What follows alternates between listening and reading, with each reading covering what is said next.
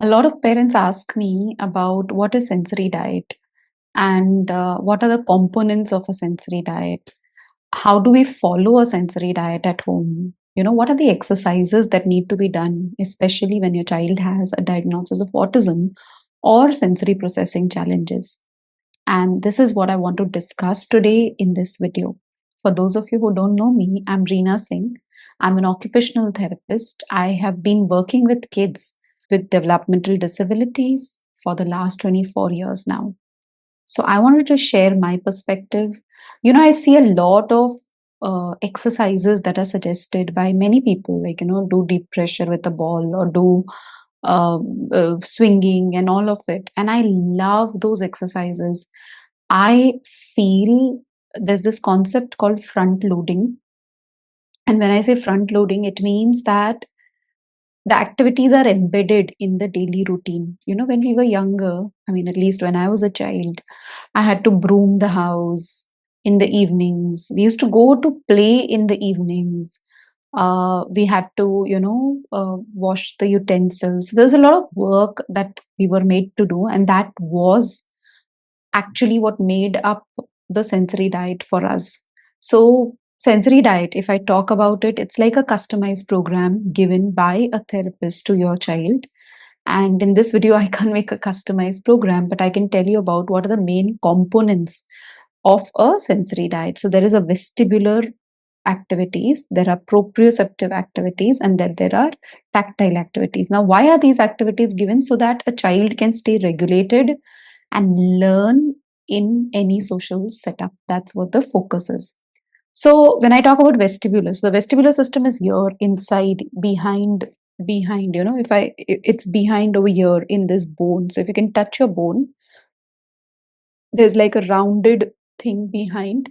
That's where the vestibular system is located. So because it's in the head, any movement of the head will stimulate the vestibular system. So for example, if I do this, I do this, I do this, I look up, I look down. Any movement of the head will help to stimulate the vestibular system. So that is about the vestibular. And again, if I move my body, my head moves along with it. And that's why it will also stimulate the vestibular system. Proprioceptors are receptors which are present in the joints, in the muscle belly. So that's where they are present. And also in the fascia, so they're present everywhere. So whenever we do a push pull kind of an activity, heavy weight that we have to carry, or where there is this muscle that is contracting, like a push pulling, so there's muscle contraction, that will stimulate the proprioceptors. And then comes tactile, which is anything that we touch. So if I touch this glass, it has a different texture. I see something out here, I don't know what this is, my son's maybe, so I'm touching it, it's a different texture. If I touch this bottle, it's a different texture again. While I was touching it, the water fell on my hand, so this is again touch. So these are all different ways by which these are the three systems which we are going to target. Now, how I do it is, you wake when your child wakes up in the morning, then till night, what are the activities that we can add up? So if I start with your child waking up in the morning, and child wakes up and maybe stretches out. So a lot of parents do a lot of activities on the bed itself. There's something like somersaulting, or there's that pillow fighting, because you want the child to be alert in the morning. So they do a lot of pillow fighting, somersaulting, pencil rolling, where the child rolls, or they do something like a windmill, where the child goes round in circles. Those are the kinds of things. So they are embedded as soon as the child wakes up. That's a part of that vestibular program that is added up. Then brushing teeth, waking up and brushing teeth. So when the child is brushing teeth, if the child uses a vibratory brush, that gives them that vibratory input. The toothpaste, the kind of toothpaste that is used gives that tactile input. So that's how they are, you kind of keep adding up. Okay, what is the toothpaste that I used today? Okay, what is the toothbrush that I used today? Okay, did I give my child vibration? Like that. So not that I'm giving it, but I'm having a toothbrush and the child uses it and there is vibration and there is more alertness. So waking up would be like a lot of vestibular activities. Then I have these kinds of tactile, so brushing teeth. Then taking a bath. So during a bath, I can use different kinds of loofahs to, scrub around. That gives tactile. If I have soap, there are those textured body washes that come.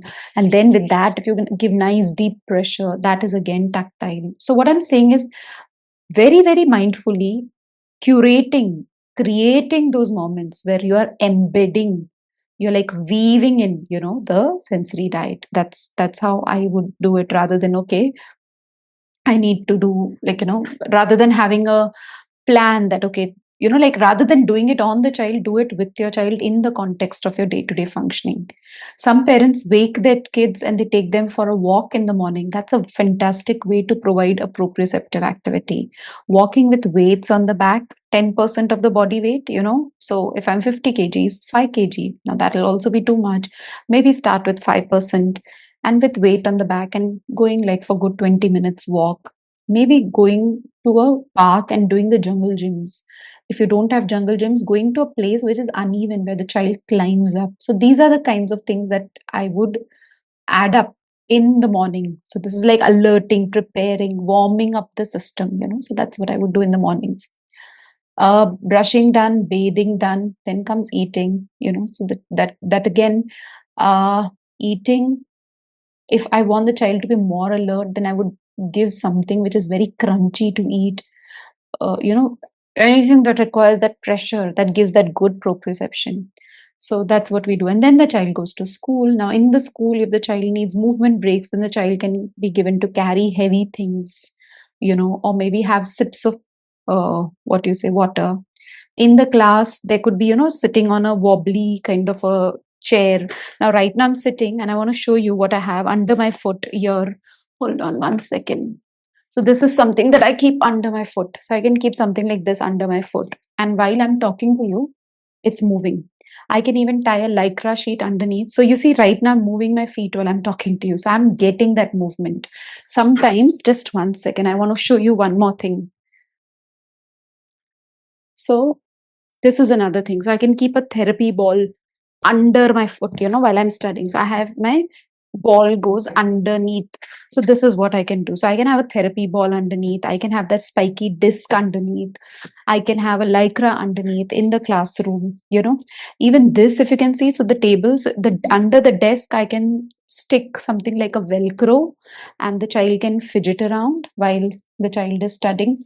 So these are some of the things that I would do in the classroom. Having breaks after every one period, go drink water and come back. Or, if the child can sit for longer, wonderful. If your child can't sit for longer, then, having those movement breaks would be great. So that is school. Then your child comes back home, and now that'll be a time where there needs to be like a good, I would say, 45 minutes to 1 hour of time where, your child can rest and unwind, because there was a lot of demand, and the child had to think a lot. So that is that 1 hour of unwinding time. Then afternoon would be the time when you actually follow. Afternoon, as in three, not three, but 4 o'clock or so, is the time when your child. When parents consult us at our center, we give them a home program. So maybe I would tell you that do some work on the swing or whatever. So there's a customized sensory diet that is provided. So whatever that your therapist provides, that is something that can be done in the afternoon, like 4 to 5 or something like that. So that's a program that you're following up, which we call it as prescriptive therapy. That's a therapy that has been prescribed for your child. And other times, what we were doing were we were embedding these activities. If a child is younger, I can even involve the child in kneading dough, making balls uh, of that dough, helping with chapati. That all gives a good amount of tactile input to the hands. Mashing potatoes, if you're cooking something on that day, breaking coriander leaves, mint leaves, methi leaves, whatever. So that all becomes a part of the tactile thing that would, the cob, the what is that, corn. So taking out the corn from the cob. So those are kind of things that I would add up in my child's schedule. If you see, even the chair here, this is movable chair. So when I make my child sit, it's something that the child can move around with. Okay. So now afternoon is done. that activity, whatever is done, and then there'll be again a break of like half an hour, 45 minutes, where a child takes that, like that. It's like that unstructured time, like how he had in the afternoon, he or she. That way it's a time where a child is unwinding, and then your child goes to the park. And in the park, the child does what he wants to do, not that we prompt that go on the slide, go on the swing. Because in the park, if the child goes on the slide, climbs up on the jungle gym, climbs up on different kinds of jungle gym, all of that gives them proprioceptive input. How long the child stays there? 1 or 2 hours, so good amount of activity happens there. Plays with the mud or sand, that is all tactile. A lot of kids pick up those twigs, fallen leaves, that all gives the tactile input to the child. So you see, it's blending into your day to day thing, not like done separately as an activity. Then that is done, and then the child comes back home again, some time to kind of unwind, and in the afternoon is the time that, in the afternoon, once you've done that therapy where you followed that prescriptive therapy and you give your child that break, after that could be the study time, because you've already done enough. And then that study time also to be combined with movement opportunities, and then your child goes down to play 1 hour, 2 hour, comes back home, and then comes that unwinding, not unwinding, the evening routine where the child's body has to fall off to sleep. So, no screen at that time. That time could be a nice warm water bath, which would again be tactile. Sleeping with a weighted blanket at night, that's proprioception. Mm, what else would I work upon in the evening? Having some nice, like a diffuser with beautiful smells, like lovely smells, which are calming, something like a chanting, or, some music that is more calming. The lights can be dimmed, yellow, orange lights instead of white lights. So that kind of teaches the system that it's time to kind of relax. A lot of deep pressure activities, deep massages. Deep pressure can be given with a therapy ball, can be done in a lycra, slow rocking, very, very slow rocking in a swing. These are the kinds of things that I'll add up just before bedtime. So these are some of the things that I would work upon with a child. And this is how I would structure. So I wouldn't have like, oh, sensory diet, I have to do this exercise. No, it's not like a list of exercises. I have, okay, these are some things that I can do in the morning. These are some things I can do in the afternoon, evening. And that's how the day goes. So it's very comfortable with enough structure and break, where the child, what you call, there's enough no demand time where you're not demanding something, and the child has that. Even in the park, there's no demand. The child has that freedom of choice to choose what he wants to do, so that the child is intrinsically motivated. So this is how I would work around with sensory diet. It's like, okay, come on, I have to do this exercise, that exercise. Yeah, that'll be like in the afternoon, whatever, 4 to 5 or so. 5 to 5:30 is like that break again. And if your child is younger, who would not allow that, and maybe doesn't go to school, then I can do 20 minutes morning, 20 minutes afternoon, 20 minutes evening as the time for prescriptive therapy. So this is how I would work around. This is how it's schedule. you know Again, what exactly specifically needs to be done, you can check with your therapist, who will evaluate and customize the program. You can come to us, we do that also. I have my app, Autism Insights, and you can check on the app. We have a lot of techniques and strategies on what to do. So whatever, wherever you get your understanding from, but the aim is to structure it and spread it out throughout the day, and do it in the context of daily activities, which would be very helpful. Involving them in household chores, like, cleaning the house, brooming, because when you're brooming, you need to squat and you need to broom. That gives proprioceptive input. When the child is brooming, it requires motor planning.